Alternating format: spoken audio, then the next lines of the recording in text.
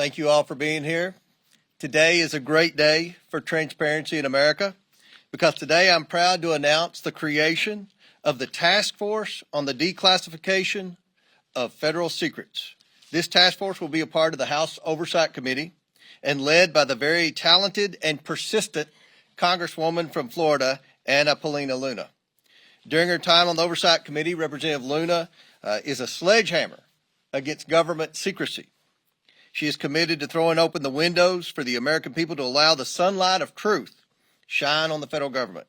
I can think of no better person in Congress to lead this task force than Representative Luna. Last month, President Trump signed an executive order to begin the process to declassify information on the assassinations of JFK, RFK, and MLK. This task force serves to build on President Trump's actions. For far too long, the American people have had reasonable questions of what their government, which they fund every day, keeps hidden about certain issues. And for far too long, the federal government has not answered these questions. This creates distrust in our institutions. That ends today. The voters of this nation delivered a historic mandate to President Trump on November 5th. The keystone of that mandate was demanding increased transparency of their government and elected leaders, and the mandate of this task force is to acquire that transparency. We will open this up for questions from the media, but first I'd like to hand it over to my esteemed colleague and chairman of the new task force, Congresswoman Luna, for her remarks. Thank you, Chairman Comer. When our founding fathers stood against tyranny, they did not merely oppose taxes. They defended the sacred idea of individual sovereignty. They declared that no government, agency, or title could infringe upon the freedoms of speech, religion, thought, and the pursuit of truth. For too long, the American spirit has been dimmed by a veil of secrecy, by a government that has grown too comfortable in the shadows, denying us the transparency we deserve. But today, we stand at the dawn of a new era where the light of truth begins to shine through. A few weeks ago, President Donald Trump made a historic announcement. With the stroke of a pen, he committed to declassifying the files concerning the assassinations of President John F. Kennedy, Robert F. Kennedy, and Dr. Martin Luther King Jr., a decision not just monumental, but pivotal. It is with profound honor that I have been entrusted by Speaker Mike Johnson and Chairman James Comer to lead the House Oversight Task Force on Declassification of Federal Secrets. Together with the help of the White House, our intelligence allies, the Department of Defense, the Department of Justice, we will be conducting investigations into the following: the assassinations of JFK, RFK, and Dr. Martin Luther King, unidentified aerial phenomena, also known as UAPs, unidentified submerged objects, also known as USOs, the Epstein client list, the origins of COVID-19, and the 9/11 files. This task force will be a beacon of bipartisanship. On the Republican side, Representatives Burchett, Boebert, Burleson, Crane, Gill, and Mace will be joining me, although I'd like to note that I'm expanding this to the entire governing body and will be allowing certain members to waive on. Our first hearing is set for March. The date will be announced soon, and we've already initiated close to a dozen communications with various agencies, to include Pam Bondi at the Department of Justice and the Secretary of State. This will no longer be a task force that makes bold promises only to fade into irrelevance or send strongly worded letters. This will be a relentless pursuit of truth and transparency, and we will not stop until the American people have the answers they deserve. We will cut through the bureaucracy, challenge the stonewalling, and ensure that the American people finally get the truth that they have been denied for too long. If we are to endure and thrive as a nation, we must restore trust through transparency. The American people must be trusted to think for themselves, to form their own judgments from the truth that they are entitled to know. We've been treated like children for too long and kept in the dark by those we elected to serve us. It is my solemn duty to begin mending this trust, to form a new relationship between the government and the governed. Let us embark on this journey together towards a government that does not serve, but one that enlightens. That does not just serve, but one that enlightens. Trust through transparency, that begins now. Without further ado, we'd like to open it up for questions, as I'm sure many of you have those. Hands up. Thank you, Madam. Obviously, your goals are aligned with the administration's on the declassification of Martin Luther King and the Kennedys. how would you handle if you end up, whether it's President Trump or Attorney General Bondi or DNI Gabbard, if they disagree with, what you're looking to declassify on a certain topic, whether it's UAPs or 9/11 or something like that? How would you handle if there's, some stuff that they don't necessarily want to declassify? Well, certainly, I think that they'd be supportive, being that they're advocating for this. But also, I want to remind the American people that this is bipartisan. There's also Democrats that are looking into answering these very questions. But certainly, we would share that information with the American people. This is about transparency. And I think, again, as I stated for far too long, there's been a massive push to keep the American people in the dark, and that ends today. Do you have subpoena power? Chairman? The task force does not have subpoena power. I do. The task force is going to be subsidiary of the full oversight committee. So if we have to issue one, Congresswoman Luna, we'll discuss it and we'll take appropriate action. But in full transparency, we have a great working relationship, as I stated earlier, with the White House, with the DOJ, with the Secretary of Defense, and the Secretary of State. The incoming FBI director, I think, will be very supportive, and we've also been told that the CIA director is very supportive. To put it in perspective, I think that this issue transcends not just one administration, but multiple administrations, and it hasn't been until now that we've been able to get people actually in positions of power that will push for transparency. Now, if I find that different entities in the various intelligence agencies are stonewalling us, I'm going to make that known to the American people. But as of right now, we are cautiously optimistic. What's your priority list? Is Epstein, 9/11? Our first investigation will be announced, but it's going to be covering on a thorough investigation into the John F. Kennedy assassination. And I can tell you, based on what I've been seeing so far, the initial hearing that was actually held here in Congress was actually faulty in the single bullet theory. I believe that there were two shooters, and we should be finding more information as we are able to gain access into the SCIF, hopefully before the files are actually released to the public. Thank you for doing this. Have you identified the Democrats who will sit on the task force, and could you talk a little bit more about the role of Democrats in this? Yeah, so again, this is a bipartisan commission. Remember, JFK was a Democrat, RFK was a Democrat, and I'm sure that I think the entire conference has a question on what actually happened with Dr. Martin Luther King, but also UAPs. You guys know that that was the biggest bipartisan bicameral hearing that we've ever had, I think, in congressional history. I do not know who their members are yet. They've noticed it, but they're taking this very seriously. This is not a conspiracy theory investigating committee. We're actually looking to present truth to the American people. And it's in my opinion that no one person elected to office is more important or more qualified to look at the information that they've been hiding from us. And so we look to push for that transparency.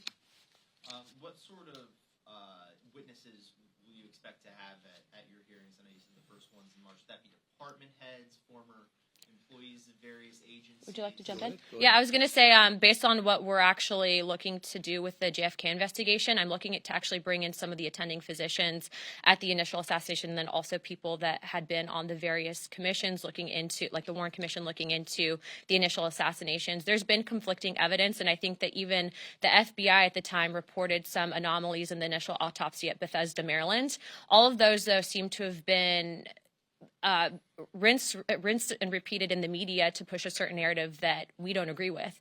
And so I think that in order to put to bed some of the theories that have been out there on John F. Kennedy, we have to know the full truth. And the full truth starts with transparency. And that's why these files is so important for the American people to read for themselves. With this task force, what are you hoping to uncover as far as UAPs that you have not already heard from other UAP hearings? The biggest information problems that we've had with UAPs is the amount of stonewalling, stovepiping, and also it seems that there is this push to gaslight the American people into looking at the evidence and then not fully believing it. I think for us, if we're writing the budget, for example, into the Pentagon, if we're writing the budget overall for whatever programs might be out there, why is it that members of Congress who are given a top secret security clearance are being denied access? That's not a free and true government. And so for us, especially being that we have now a Secretary of State who's actually open to declassification and Marco Rubio, we're hoping to present that information and at least acknowledge it from a government perspective that we are not alone, but also let's see what the evidence is. Thank you.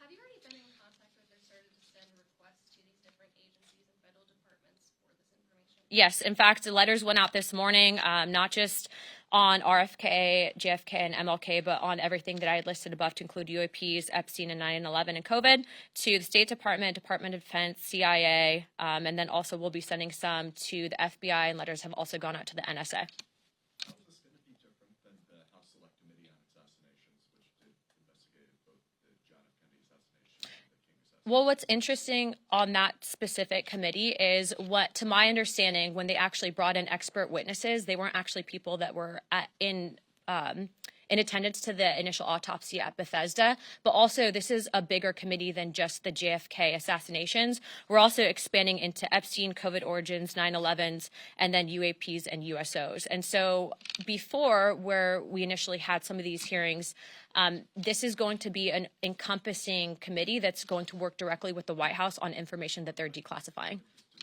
Yeah. Mm-hmm. Correct. Correct. There's actually 3 different government investigations into the JFK assassination. But again, this committee is expanding not just there, but outwards into other fields. And again, we're working directly with the White House. In previous investigations, they didn't have access to the information that we are going to have access to. And so that's a big deal, especially if you're looking at what truly happened with JFK. Are you going to get a top secret clearance? I already have a top secret clearance. You do? All members of Congress have a TSCI. The question is do we get SAP access, of which Chairman Comer has been very supportive, and we'll be getting SAP access as well. Okay, 2 more, and then we're going to wrap it up. Obviously, some of the questions on some of these topics, whether it's Jeffrey Epstein or COVID-19, the questions are obvious. What specifically, though, are the questions you're looking to get answered with regards to September 11th? We just want the truth. How much did the CIA know in advance? But also, remember, when you have only certain information that's shared with the American people, that's when conspiracy theories happen. And it's in my opinion that conspiracy theories can be detrimental. It doesn't mean that in the last couple of months we haven't been right on a few things. But what I will say is I think that we deserve to give this information to the American people. I don't agree with the stonewalling that's occurred. And also, how do we prevent things like it from happening in the future? And we have to know the full picture, and the American people deserve to know that as well. Can we expect any collaboration with the Department of Government Efficiency? I don't know what information DOJ would have, but I would encourage them, if they have anything on JFK, Epstein, or anything in between, that they bring it to our office immediately. Okay, 1 more, and then we'll wrap it up. Of course. Oversight of sanctuary cities. Senior City Mayor Eric Adams stand apart from the other Democrats in that he's cultivating a relationship with President Trump and has been critical of sanctuary laws. And what do you hope to uncover with this hearing? Well, we have a lot of questions. Some of the people in the mayor's administrations have been vocal that they weren't going to comply with federal law, that they were going to continue to act as sanctuary cities. We want to know about coordination and communication they had between the previous administration. How did so many of these illegals get there? Who was paying for it? Who were they communicating with to be able to provide housing and so many other benefits to such a large population of people? Just the basic questions we all have. Who was paying for it? Who was leading the efforts to transport the illegals from wherever their entry point was in the United States to the sanctuary cities? And are the mayors going to comply with federal law now? Are they going to work with Tom Homan and the national security groups in the Trump administration to try to deport the criminal illegals and stop being a sanctuary city? Do you feel less worried about Eric Adams himself, considering his signals? Worried about what? Do we feel less worried about Eric Adams? Eric Adams, I mean, he was one of the first mayors to bring up the crisis situation, the fiscal impact on the city. So I think he would be a very good witness, and we have a lot of questions for him, just like we do the other 3 mayors. So, All right, 1 last question, then we're going to wrap it up. News Nation, let's go. Can I talk about your relationship with whistleblowers? Is it going to be the normal process that oversight typically does, or would this be? Are you going to create a separate avenue for the task force? I mean, we're all about the normal process, but look, if you have information and it's credible, we've always approached it in that I'd like to be the person that does the interviews for it, mainly because, especially with stuff like this, we want to make sure that there's, not bad actors that are pushing false information to create a narrative that's simply not there.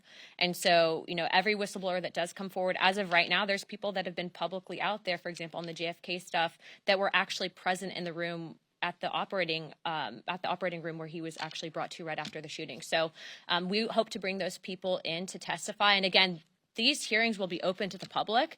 I am also expanding this to the entire conference. So if someone's going to take this seriously and look at it through an investigative lens and get answers for the American people, they are welcome to ask questions of the witnesses, and you guys will all receive notice of that. And we'll work with anyone who currently works with the federal government that wants to declare whistleblower status and receive whistleblower protection, if that's what they're interested in doing. And I don't think they're going to face the type of retaliation that the previous administration gave whistleblowers, particularly the IRS whistleblowers that blew the whistle on the cover-up of the Biden family. And I'd also like to close with this. If you are an independent investigator, we are being told that the FBI has now located thousands of pages of documents that they lost before, specifically relating to JFK. We are going to get through as much as we can. We have a great team of attorneys. We have a great team of investigators looking into this. But it doesn't mean that we won't accept help from the public. And so we will be setting up a place for collection for people to present information.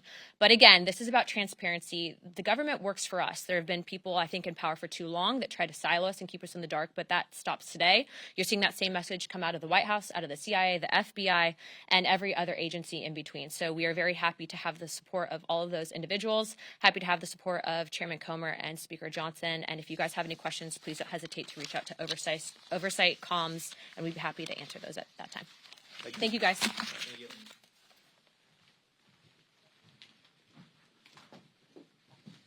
Groovy. Swanky.